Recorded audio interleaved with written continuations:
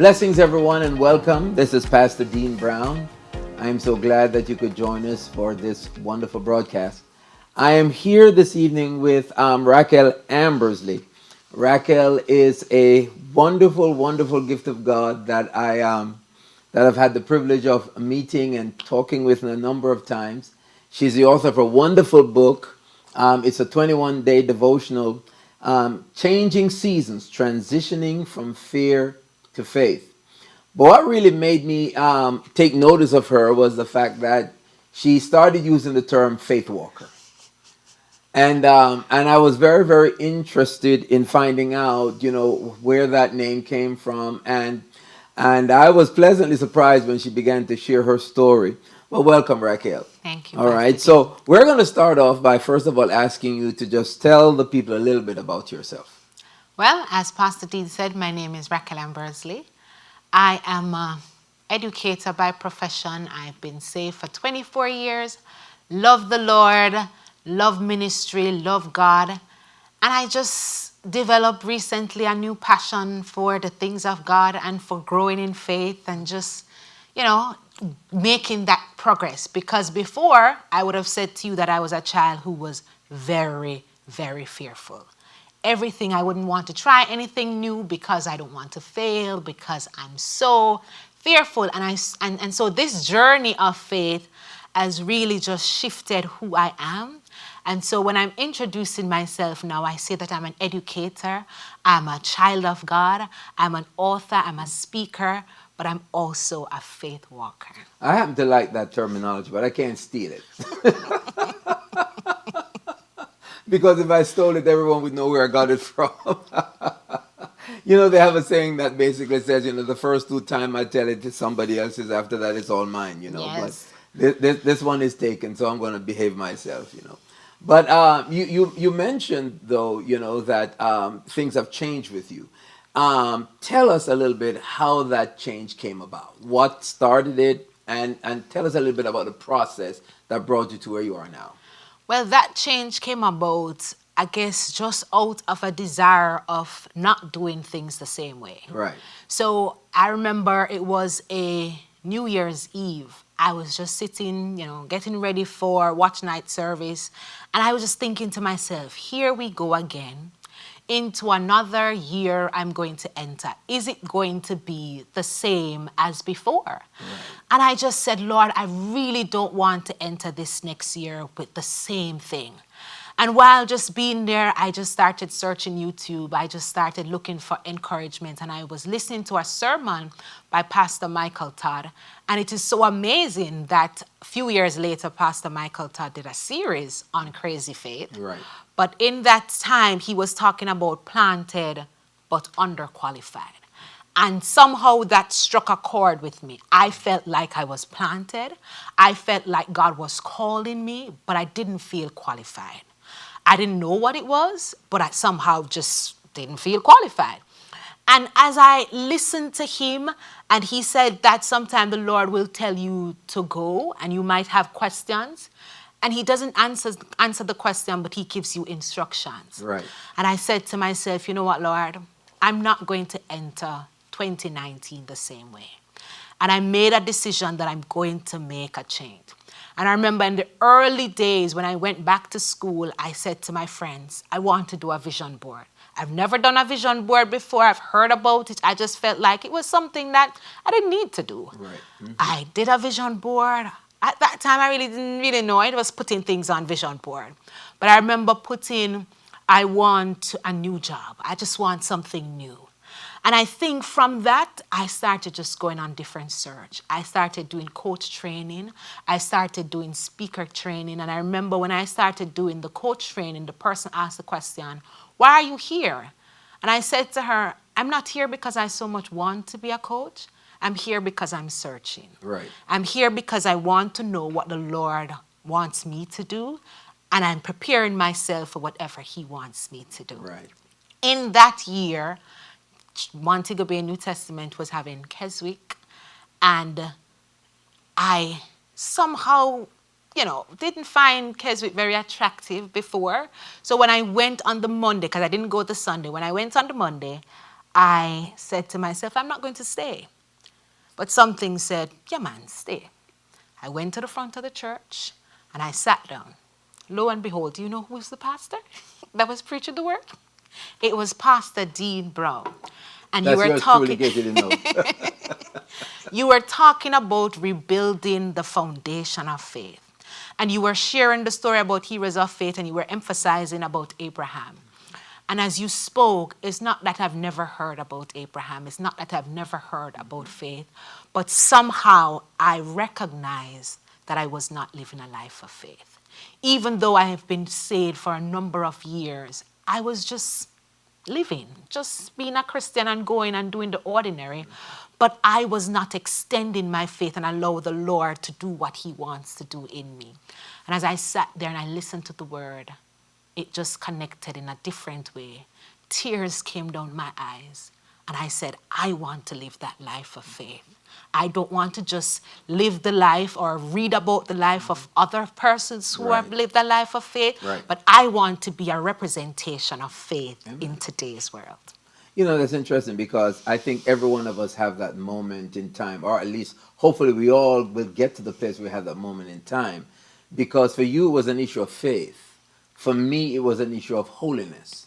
You know, getting saved in a traditional classical Pentecostal church, and holiness was more a matter of behavior and duty. And we're not taking anything away from living right. But nothing was really said to me about being righteous on the inside by virtue of the new birth. So what happened is that if I was messing up and failing, I always figure I'm not holy. And what I didn't understand was from a biblical perspective, the moment I'm born again, I'm made righteous in Christ Jesus. I have to learn now how to let the righteousness or the holiness that's on the inside now begin to dominate or control my life on the outside. And so, you know, similar to yours, my moment was sitting in Bible school and hearing a gentleman by the name of Bill McNeese speaking about us being the righteousness of God in Christ Jesus and telling us about the fact that we are truly holy. We have to learn how to live it out. And for me, my emotion wasn't tears, it was joy and anger at the same time. You know, someone might say, well, how could you have both? Joy Yep. because I'm glad to hear this, Yep. anger because why wasn't I told this all these years? You know, so I can understand that. I guess that's what we call now divine appointments. Yes. You know, things that God has planned for us that we how would I say, that we had no idea was in the making. And we, in our vernacular, we say we're at the right place at the right time. Yes. But in God's vernacular, it is actually his divine appointment. You know, so I can understand, you know, that moment because I had a moment like that myself. I've had more than one actually. So Yep. you grabbed on to the term you want to walk by faith. Okay. So what would you say to the to a person wondering, okay, what was her next step? You know, when she had that moment, when she came to the realization, you know, I want to be a living epistle, so to speak, of someone who is walking and living by faith. Because as you know, we all know what it is to make resolutions, whether it's New Year's resolution or something at the moment, depending on what we're thinking or feeling.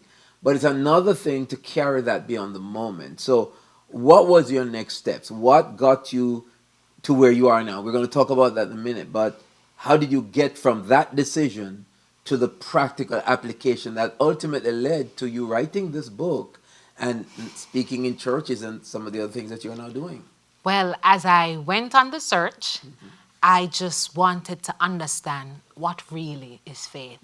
And so I bought your book. I also just kept reading. I was in the Word and I just kept wanting to understand what is faith. Because Yeah. if I'm going to live by faith, I need to understand what it is.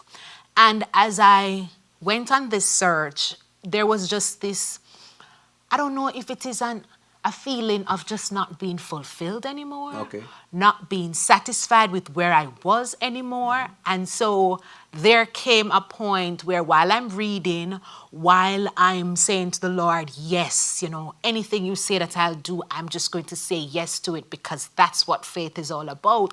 There was just this thing that says, the Lord is saying to me, okay, your time in teaching here is coming to an end. Right. So for me, when I heard that, I'm like, okay, I'm going to go into the corporate world. I'm going to get more money. I'm going to, start Right. living some life. And I didn't know where it was that he was going to lead me, but that was the desire. And when he said that I should leave, of course, I started looking for jobs because it must be that you're going to take me higher. Right. And I remember when I applied for a job in the ministry, I didn't really want to do it. But again, my mind, if you're leaving, the solid and wise things to do is to ensure that you position yourself for our next job. Right. When I applied for the job and I went for the interview and I was there, of course, nervous and everything, I remember just going through and the person asked me a question as to say, what would be your legacy? Or Wow. what was your legacy? Now that you're leaving, what would be your legacy at the school? Right.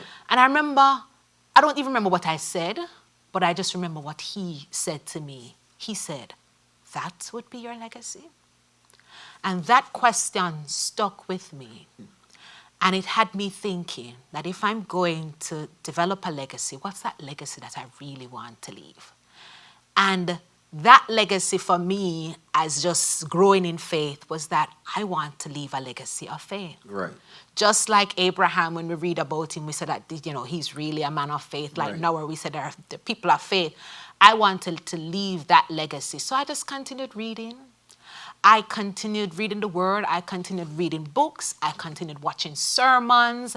And that's how I met up on the series called Crazy Faith. Right. I read the book Purpose Driven Life. You just started, even though I was somebody who didn't love to read, I just started reading because my spirit needed to just be empowered and to just be reassured, because to live the life of faith is not easy. Right. So I needed things to stand on. I needed reminders. I needed reinforcement. And so that's the journey that I basically started. So listen to you just now. This question came to mind. What would you say was the biggest roadblock, if any, that you had to overcome in taking this journey to getting, where you want to be, so that this legacy will begin to take shape? The biggest roadblock would be fear. Okay. I was just fearful. I'm like, it doesn't make any sense if I leave this job, because one of the things that I like is I like certainty. So for me, I didn't like when I don't know what's going to happen. So when I'm in the job, I know that I'm in a government job. It's like that you're going to be there. That was good for me. Right. So now telling me to leave, what am I going into? Where is the certainty? So I was very fearful. And then just fearful of failure, because what is it that I'm going into? I don't think I'm qualified for it, even though I don't know what it is, Yeah. because I am certified to be a teacher. And I believe that this is all I can do and I can do nothing more. Right. But somehow I had to face the fear each and every single day. And that's what I learned, because I'm still facing fears right now. I don't think I've overcame all my fears, but I'm facing them each day as they come. So I would say the biggest obstacle is fear. So I guess that would explain transitioning from fear to faith. And it's transitioning, Right. it's continuous. Because again, she's the author of this wonderful book. It's a 21-day devotional, actually. In other words, it's written not to be read as you would read a typical book, but for daily reading. And it doesn't even have to be daily, actually.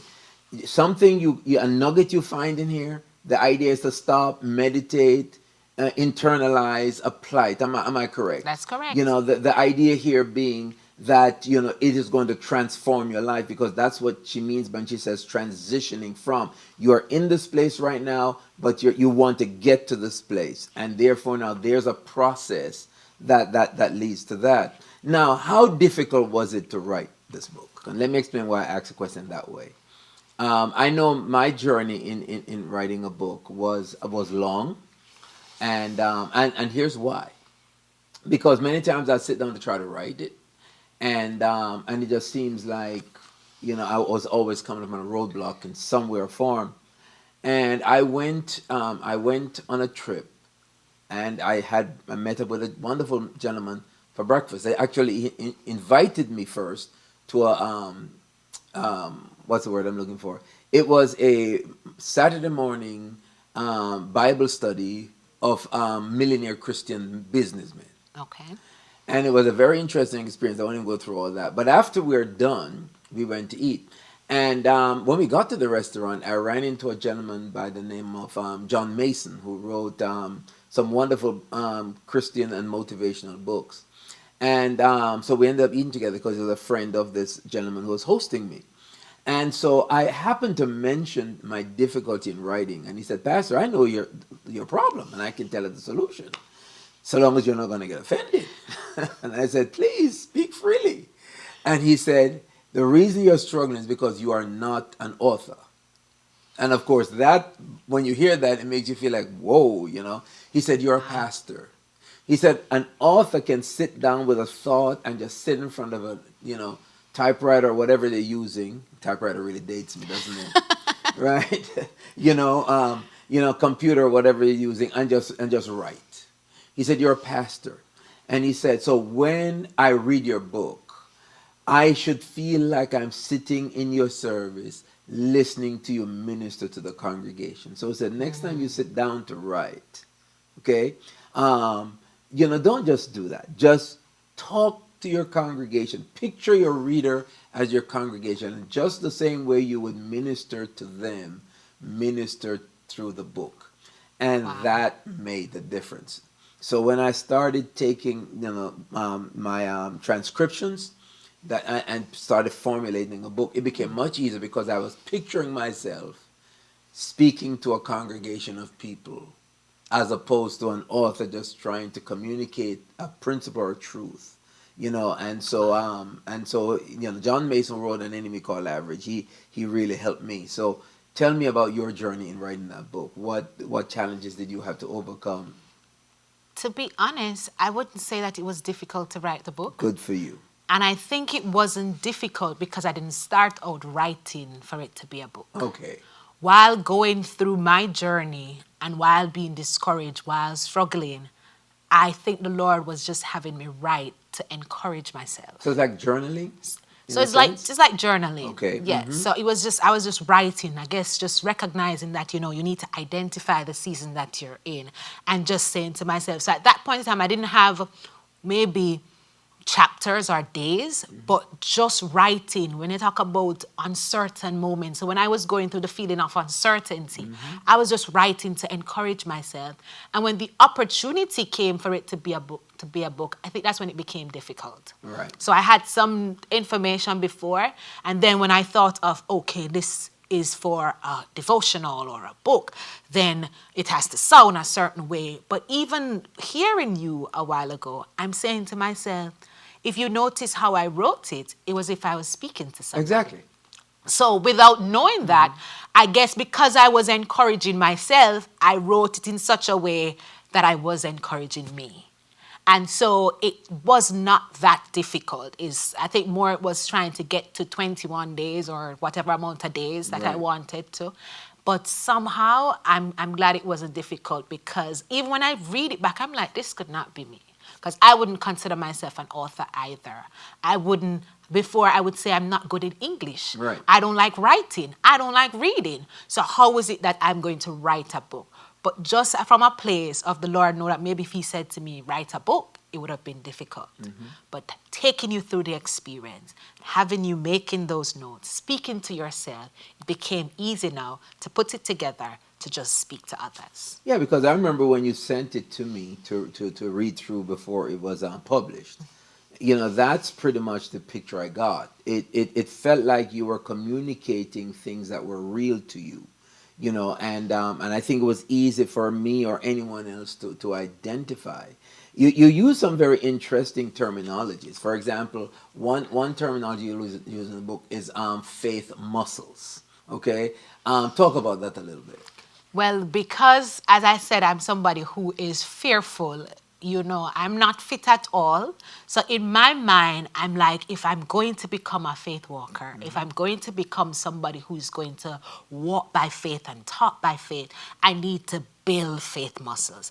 And just in regular, when we talk about exercise, to build muscle take a lot of work. You don't go to the gym today and you decide, okay, I'm lifting 5 pounds, and then you start saying, oh, you know, so it reminds me that it takes time. Right. So that is the idea behind building your faith muscles. So it means that sometimes you're going to be faced in a situation and you're still going to be fearful. But remember, you're building your faith muscle. So you're going to apply what you learn. You're not going to stop going to the gym because you didn't see the muscle. Right. You know, so I just kept going to the presence of the Lord, doing the things, and I believe over time that situations would come and I would be able to respond in faith. So I might not, you know, a couple months before could have responded in faith, but if I keep building my faith muscle, when the situation comes, I'm not going to be as fearful. Right. Because I've learned now how to face my fears with faith. Okay. Now, how did you transition into public speaking? All right. Now, because I mean, you're going through your journey, okay, and we've heard about, you know, how you're, you know, we use the term journaling, how you're note taking to yourself, how that eventually led to you being able to put this book together.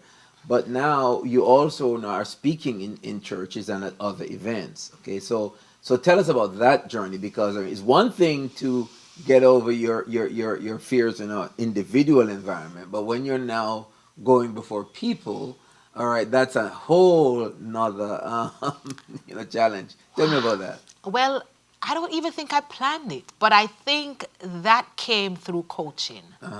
That came through encountering, because the person who published the book, Crystal Day, she is also a coach. Okay. And so she encouraged you that if, you know, you're going to write a book, it's also important for you to venture into speaking, because it's something that helps people need to know about the book. Yeah. And I think it also, even before the book came, I was also speaking on Facebook, because I was determined to do something I've never done before. Right. As a way of saying, I'm facing my fear. So one day I just got up and I just turned on the phone, press record, or I think it was live, Yeah. and I just started talking. And then little by little, the Lord said, okay, talk about what is faith.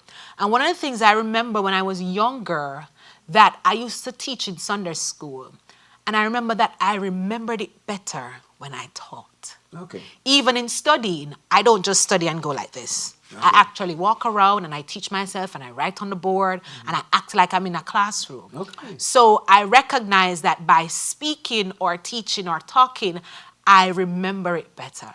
So if I'm going to be trying to understand what is faith, if I'm teaching it, I'm also, you know, it's cementing. So as I speak about it, it's settling, it's digesting, it's running through my mind, and I'm better understanding what is faith. So I think that's what led to the journey.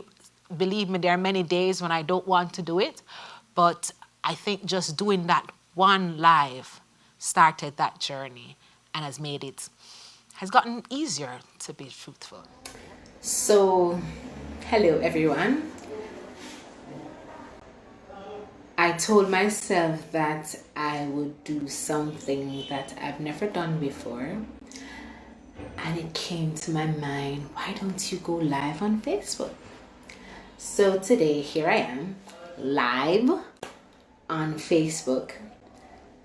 And it's not about people coming on. I just want to do something that I've never done before.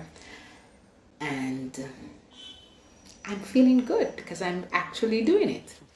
What are some of the testimonies you've heard from individuals who have read the book, or even have heard you speak, you know, about some of the things that are in the book itself? Because I know, you know, looking at the chapters and reading each daily reading, I mean, they're just tiny snippets of any one topic. And so I'm sure there are times when you're expanding and saying far more about some of these things than we'd even read in the book. So what are some of the testimonies or feedback that you've gotten that has encouraged you, that you believe might even encourage someone that's listening to us talk now? I think the biggest testimonies are testimonies that relate to persons being able to recognize that sometimes we know that we are fearful, but we do not really pay much attention. Right. And I've learned that sometimes we're fearful and we think that it's only in the natural. but we don't recognize that our spirit man is also fearful. So when somebody can give me a testimony to say that they recognize that they were fearful, they also recognize that God was calling them into something and being willing to make the transition as well. Whether it's that they might not have been fearful, but they were reluctant to Yeah. walking into the plans and will of God, but they are no longer reluctant. I have a friend right now, her name is Jody. Because of my transition, today she's also a coach. Oh, nice. Today she is venturing into things, and she's always saying, when I saw that you stepped out, I now started saying to God, Lord, I don't want to be here anymore. I know there is more that you have called me to. So even though she's in her job and she's doing all of these things, she's saying there must be greater. And she started searching for greater.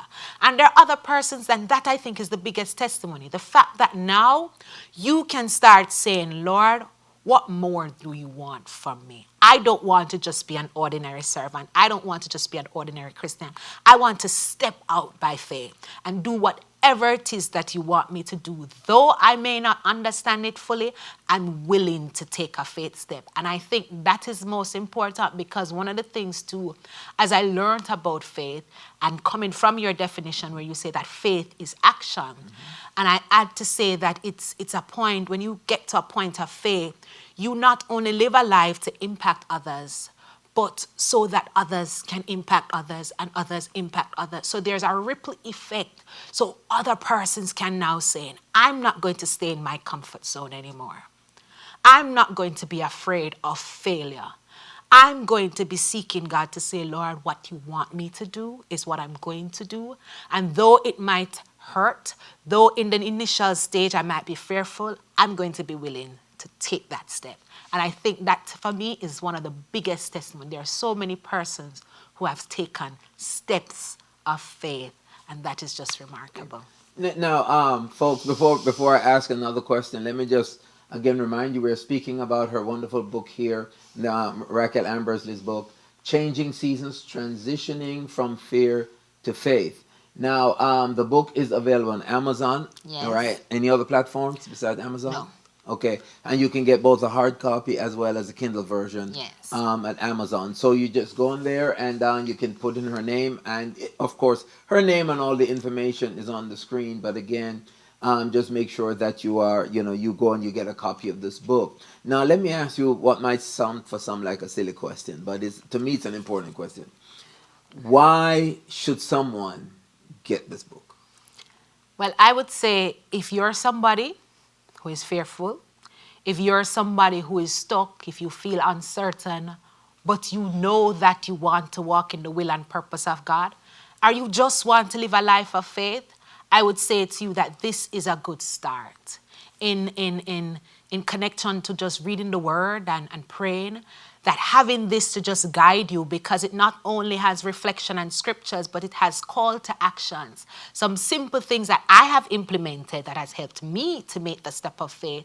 And so I would recommend it to you to just implement those things as you read the word, as you read the daily reflection, as you meditate, to just put those things into practice. Because sometimes if we are just inspired without action, we have no change. So the call to actions help you to actually put some steps into practice and start seeing the results. So I would say to anybody that is fearful, that is stuck, that just wants to make a transition, that wants to walk by faith, that this is a great start, because it helps you to refocus the way you think.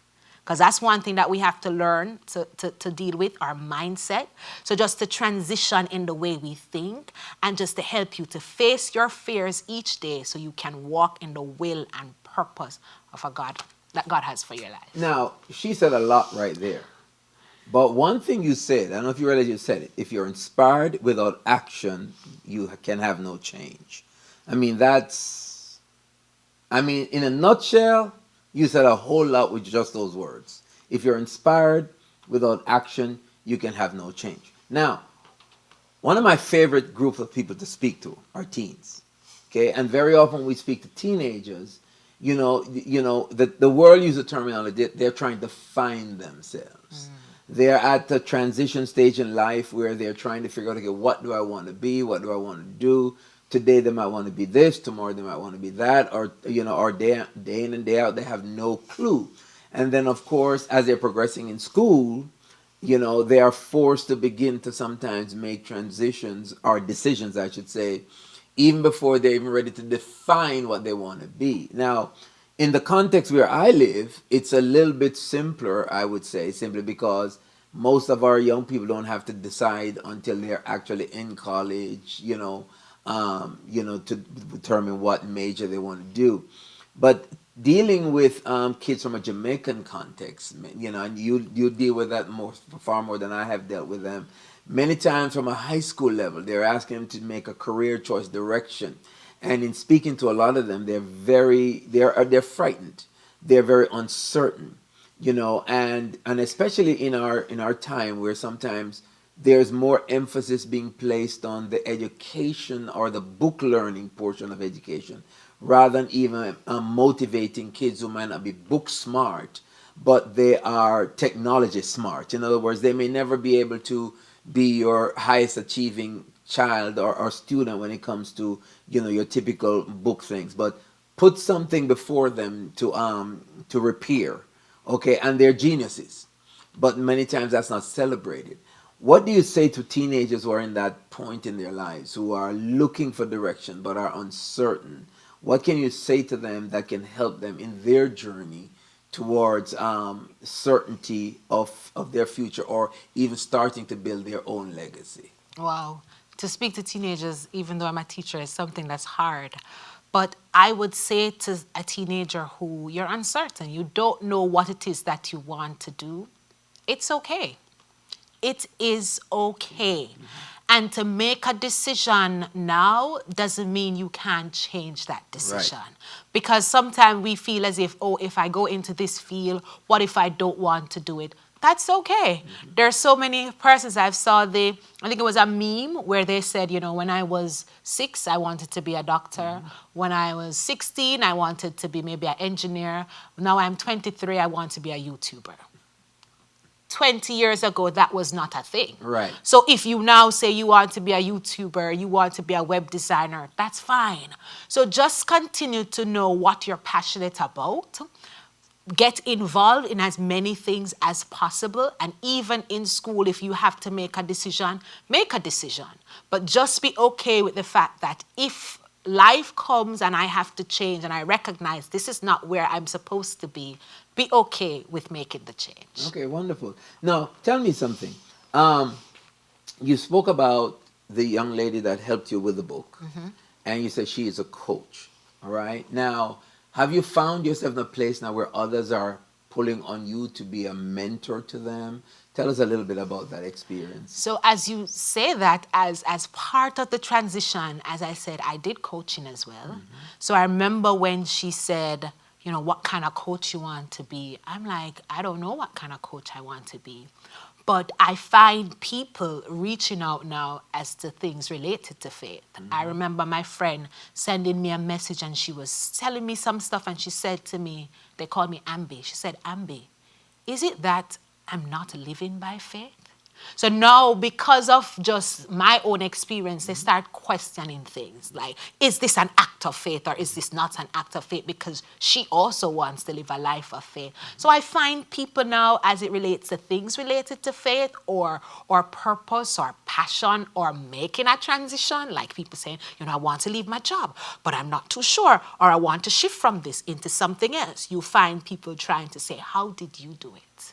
Because they want encouragement to say, okay, I need to do it, but I just want somebody to help me. How do I do it? Okay, wonderful. So tell me, when you go into the churches, I'm not going to assume that you speak mostly to women's groups, but I assume that you do that a lot. Okay, what are some of the questions that are posed to you that you think our audience listening to us today might find relevant or can identify with? Is there anything you can think of? Question posed to me. Um, I think I remember I did something recently and somebody said, in order to make a step of faith, does it mean that you have to be committed to God? And while thinking about the question, I'm saying sometimes it is the step of faith that builds the commitment. Sometimes, I don't know if I'm right, you maybe need to tell me, but I believe that you don't have to be saying to yourself, I'm not sold out to God as much to make the step. So from that question, people might feel, okay, I'm not at a place to make a step of faith.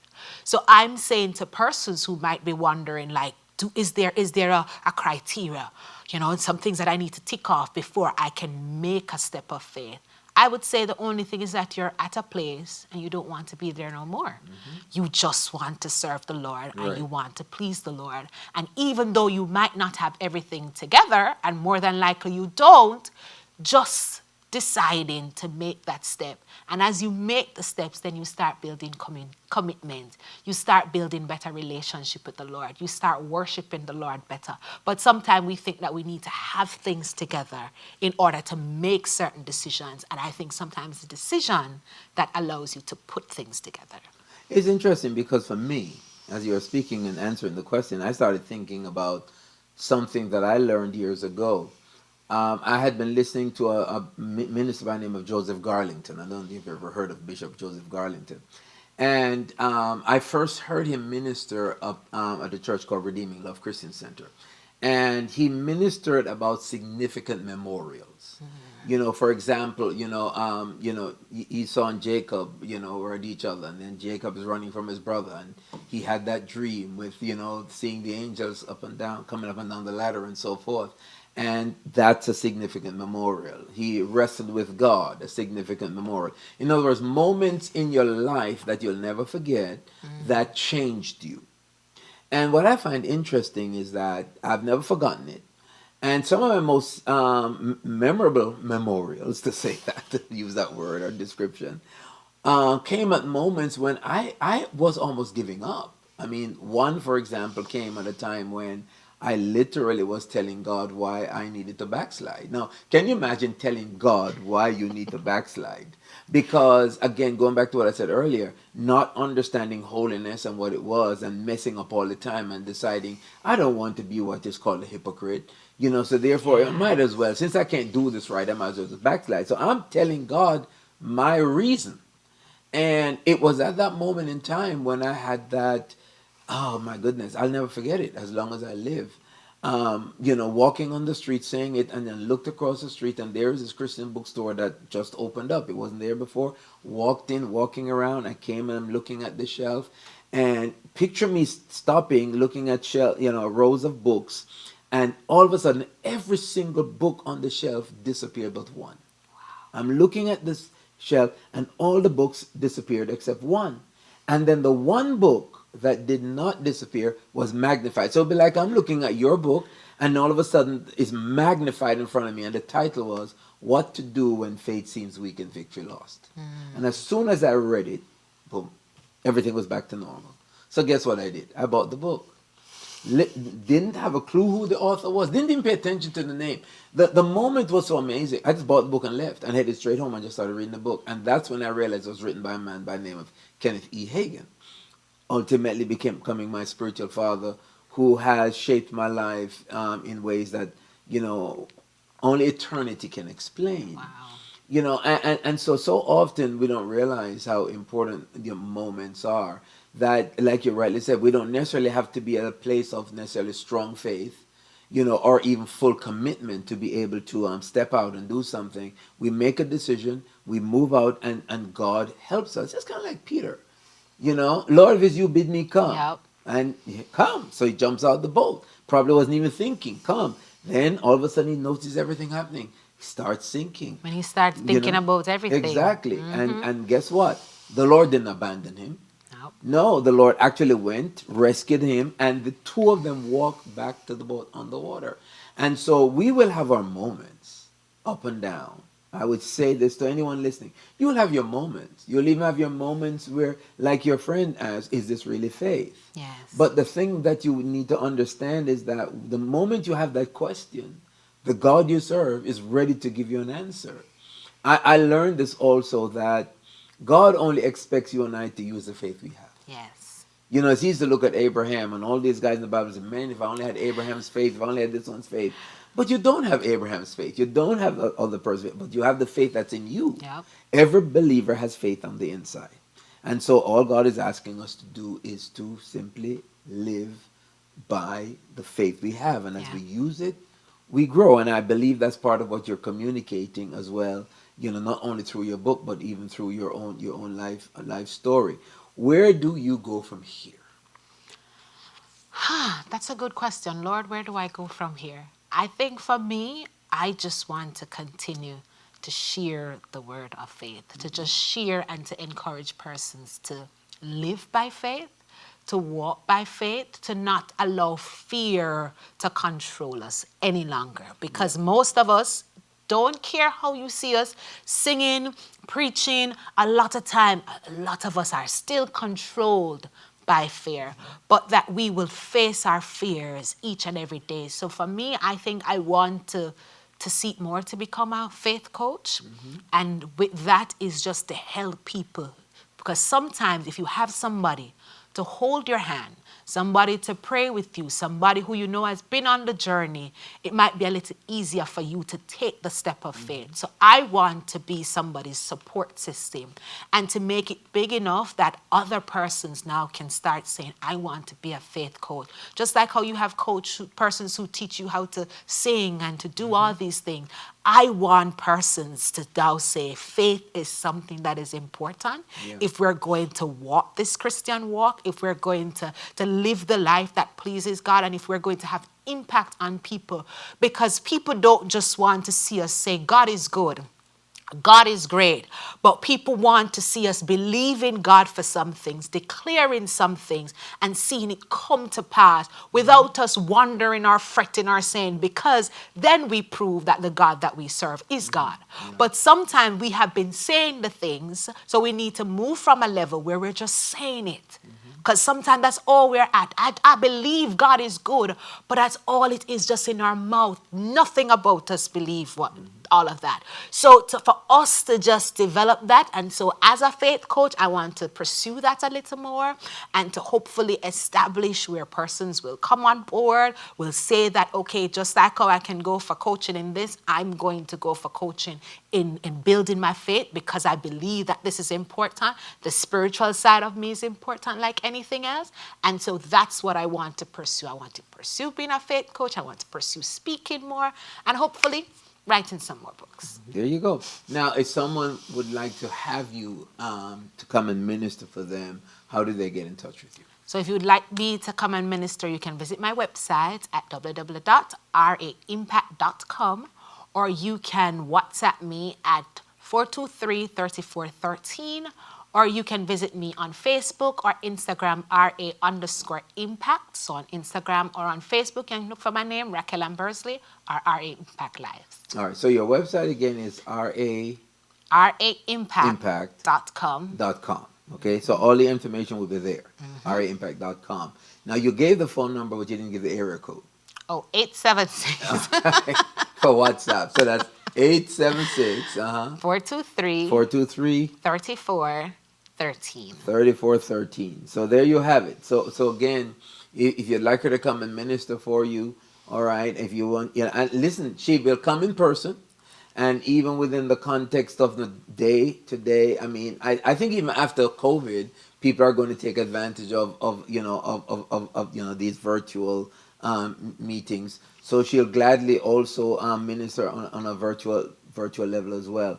But let me say this, because it is very, very important for me to say this, because I do it everywhere I go. I mean, we're grateful for the gift of God that she is. We're grateful for the fact that God has taken her on a journey that has transformed her life and continues to transform her life. And that, not only through this book, but through her own personal testimony, you can, come to understand a little bit more about what God has placed on the inside of her. Now, if you wanted to come to minister for you, that's wonderful. But keep in mind that unless she agrees to come for free, that you must be a blessing to her. Amen. I know, I don't know if you have speaking fees. When I go to churches, I don't have speaking fees. I operate on a love offering basis. Now, when I do non-church events, like if you want me to come into a corporate setting or something like that, then I have a fee. Okay, but either way, just understand that the gift that God has placed in her is also one of the means by which He will increase her in life, and that's true for all of us. And so, her book is available again on Amazon. You can get a hard copy if you prefer, or you can get the ebook on a Kindle version. And I'm so grateful to God for putting this wonderful book out. It is a blessing. I have read it before it was published, and a lot of people have asked me to read it because I've kind of cut back on that now because they're becoming The too favor of many. the Lord. All right, and so well, you were before it became too many. Okay. All right. But again, I know that you'll be blessed and truly inspired by not only having heard her today, but also from reading what she has written. As a matter of fact, if you find her Facebook page, you'll be able to find videos not only of her sharing, but you'll find videos of interviews that she has done. She did one with me, and she has done some others. I have listened to some of them, not all of them, and found them quite interesting. As a matter of fact, I forgot his name, but I remember you had me, and then there was another gentleman you had right after me. Dr. Eddie Connor. Dr. Connor. There Yeah. were some interesting things that he said that I liked, and so again, all of those are available on social media, and you can take advantage of them and be blessed. But again, it was good having you. It was good being here, All and thank right. you very much. And is there anything you'd like to say to those that are listening today before we close out? So I want to add first for persons who want the book also and you're in Jamaica, it's located at Fantana. So you can go to any of the Fantana store island wide and you can also pick up a copy. And when you buy the book, take a picture and tag me in it, please and thank you. But I also want to say before we go, like many persons are like me or how I used to be, that you are a Christian, you might have been a Christian for a long time, but you are still living in fear. I want to say to us, we don't have to be a slave to fear anymore. We don't have to think that God has called somebody else and God has not called you. God has a purpose and a plan for your life. There is something that He wants to do in you, but all He wants for you to do is to just say yes. And that yes can't be a yes where you're in a moment and you just say yes, and then tomorrow, because of fear, you change your mind. It has to be a yes, and when everything comes against you, you're still saying yes. That's when the Lord will say, don't worry, I'm going to use you. I'm going to show you what it is that I have for you to do. Believe me, there's lives that you can impact. You're not too insignificant. You're not too low. You're not too anything. All the negative words that we use to describe ourselves. You are good enough, and God has a plan and a purpose for you. And if you want something to start you off, go ahead. It's your changing season, and it's time to transition from fear to faith. It's time to impact lives and to make a difference in somebody's life. And one of the things that just dropped in my spirit is that sometimes we are going through it. And so because we're going through it, we think that we're not credible enough to talk about it because we have not yet gone fully through it.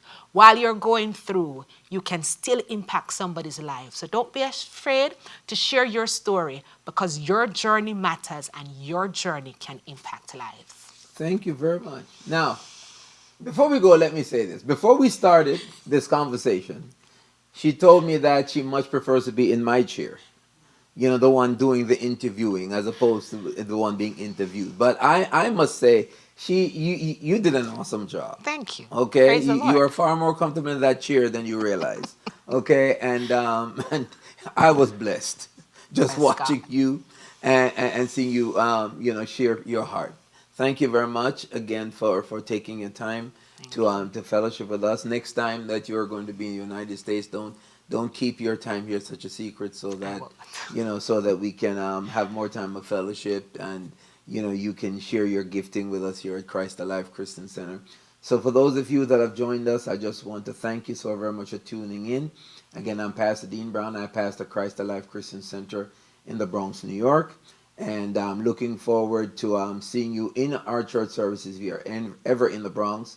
We have services on Sunday mornings at 9:30. I almost forgot because we just changed Change. from the two Okay, services, right? okay. Sunday morning at 9:30, and then also Wednesday evening it's at 7 o'clock. So again, thank you very much, and remember, Raquel, we really appreciate you coming. Remember again, get a copy of the book; it will bless you. And by the way, while you're at it, make sure you buy a copy to bless someone else as well. All right? God bless you, and remember, without expectation, there can be no manifestation because your expectation is your faith in action. God bless you.